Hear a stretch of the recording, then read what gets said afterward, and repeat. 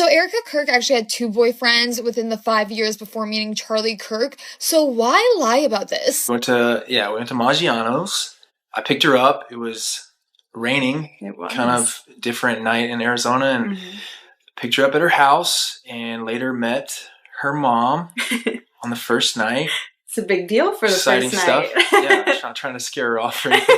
How do you go from no serious past to a trail of old footage, old captions, and old timelines that people swear don't match, unless something was intentionally trimmed out? Because if everything was as clean as it was presented, why does the story start feeling slippery the second you line the years up? Cleavage? People want cleavage. Showcase it. Those, babe. Those. That's me. What's wild is, the first cracks people point to aren't even scandalous on their own. It's the pattern. The alleged pattern.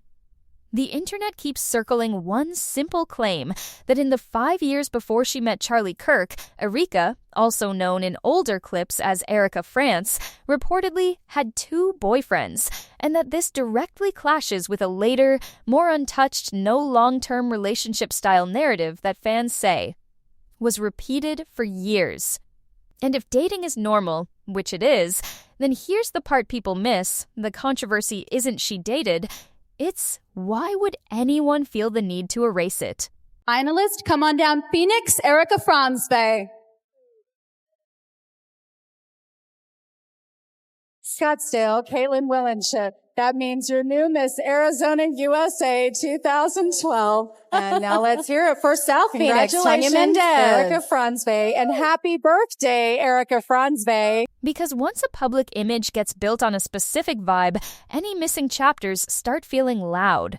The version viewers say they were sold is this polished, disciplined, faith-forward life with no messy overlap, no emotional loose ends, no complicated before. But then older details resurfaced, old appearances, old interviews, old footage, and suddenly people weren't asking, what did she do? They were asking, what did she edit? I lived out here. I was here for 5 years. I never dated here because I saw vicariously through my roommate how terrible it was. Somehow getting drinks was the replacement of having coffee and breakfast. I personally would rather have coffee or brunch with someone than going, I don't drink. I find it unproductive. And right around there, online chatter starts getting more sensitive, more cautious, and honestly more uncomfortable because people bring up a private tape rumor. To be crystal clear, there's no universally confirmed proof in what you gave me. Just talk, allegedly, that something existed, that it wasn't meant to be public, and that it vanished. But then, the same corners of the internet that repeat that rumor also point to a very specific piece of footage later on. Like it's the missing puzzle piece. Oh! This is what it is. Okay, that's good. Now, another thing people forget is that she wasn't exactly invisible before the political world recognized her. There's archived pageant-era visibility that fans keep resurfacing, including her being publicly presented as a Miss Arizona USA 2012 winner under the name Erika France. Again, not illegal, not shocking, not inherently exposed, but it matters when you place it next to claims that she later leaned into a very different, more private origin story. And that's where it gets messy, because it turns into, was the public-facing ambition always there? And if so, why pretend it wasn't? You fixing I got a little bacon. Babe, that's deep in there.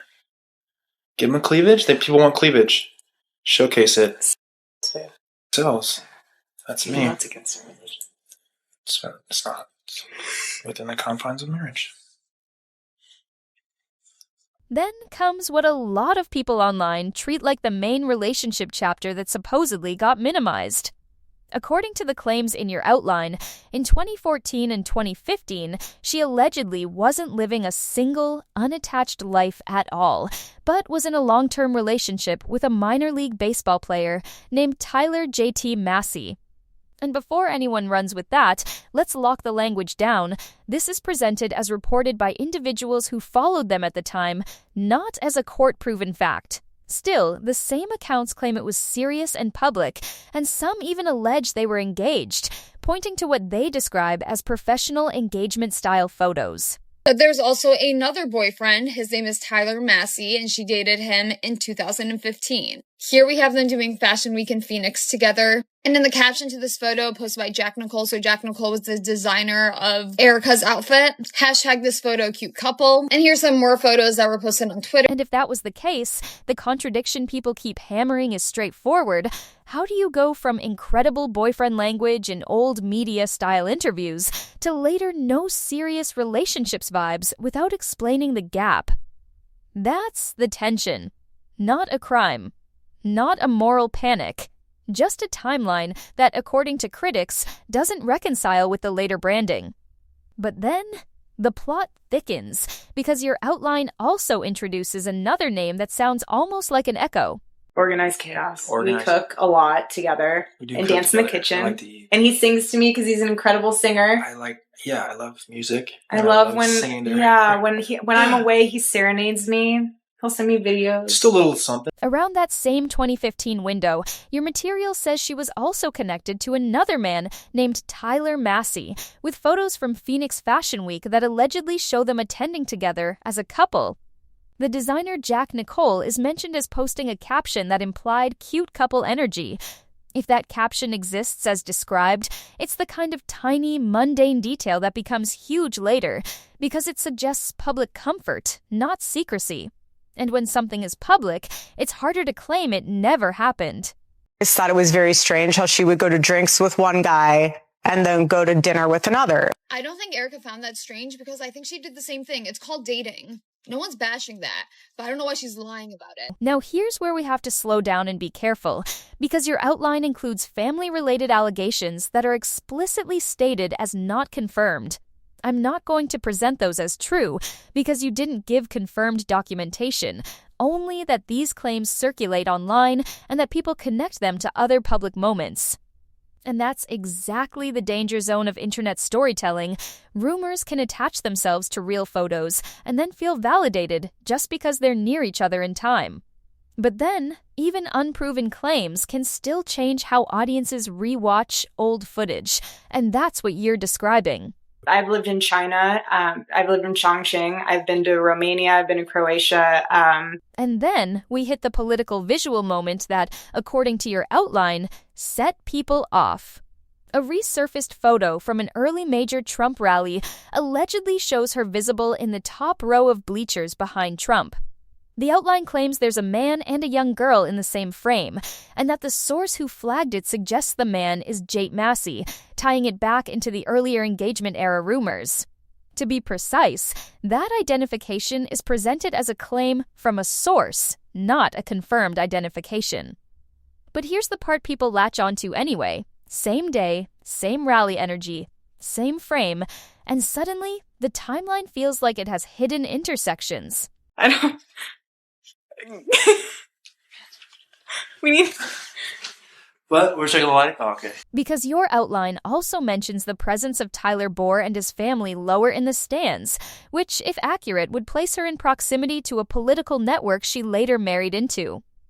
And it creates the kind of weight. Were all these worlds overlapping earlier than we were told? Feeling that fuels comment sections for weeks. But then, despite all the alleged overlap, the official story, as critics describe it, stayed simple. No serious dating before Charlie. Coming from America. She actually never lived there. They said that she simply visited for 2 weeks, like a tourist, just to visit the Great Wall and perhaps see other monuments in history. And that's why the two boyfriends' claim keeps returning. Not because dating is bad, but because when people think they were sold a carefully curated origin story, every old tag, every caption, every archived appearance becomes evidence of image control. And if you're wondering why this doesn't just fade out like normal gossip, it's because your outline says it goes deeper, way deeper, into the so-called private tape. Do you want to pause here and talk about Erika Kirk on Summer House? Mind you, she was on season 3, which was filmed the summer of 2018. And apparently her and Charlie did start dating the summer of 2018 as well. I'm at a great point, just career-wise to be able to take on this type of endeavor. And I feel like I have something very unique to offer this whole experience in general. Like I said, I'm very coachable. I'm very trainable. And I'm the type of person that I don't need all the time in the world to get ready. According to what you provided, the private tape that people whisper about is allegedly a full 15-minute audition video made in 2014 with JT Massey to try to get cast on The Amazing Race. And if that footage exists as described, it's not dark content, it's just different. The vibe you described is playful, touchy, loud, joking, like a normal couple with no filter. They allegedly talk openly about sharing an apartment together in Venice, California, like it's the most casual thing in the world. And the reason that hits hard is because it clashes with the later, stricter, ultra-traditional image viewers say they saw promoted. The defense wants to ban cameras in the courtroom. How do you feel about that? There were cameras all over my husband when he was murdered. There have been cameras all over my friends and family mourning. There have been cameras all over me, analyzing my every move, analyzing my every smile, my every tear. We deserve to have cameras in there. Why not be transparent? There's nothing to hide. I know there's not, because I've seen what the case is built on. Let everyone see what true evil is. This is something that could impact a generation and generations to come. Now, the next contradiction is the kind that seems small until you realize it's not small at all. In that audition video, your outline says she claims she lived in Chongqing, China. Later, on Candace Owens' show, she reportedly says she went to China for 2 weeks as a tourist. Then, Charlie Kirk adds another version, saying 6 months. 2 weeks, 6 months, or lived there are not the same story. And here's the part people miss. Timelines don't usually morph that much unless someone's compressing, stretching, or rebranding the same chapter to fit different audiences. And once audiences catch one mismatch, they start hunting for more. Your outline says she spoke in older footage about living in Puerto Rico and about cohabiting with JT in California. But later, the narrative reportedly shifts to being single and living in New York since 2013. Those two versions can't comfortably sit in the same box. And that's why people say the math doesn't add up, because you can't be building a shared life in California and Puerto Rico while also being single and settled in New York, unless one of those claims is being simplified, or one of them isn't true, or the timeline is being selectively framed. Interview.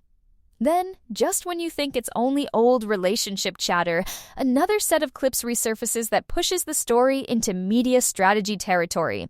According to your outline, she appeared on Summer House in 2019, and it notes that Season 3 was filmed in the summer of 2018, which is also when she and Charlie reportedly began dating.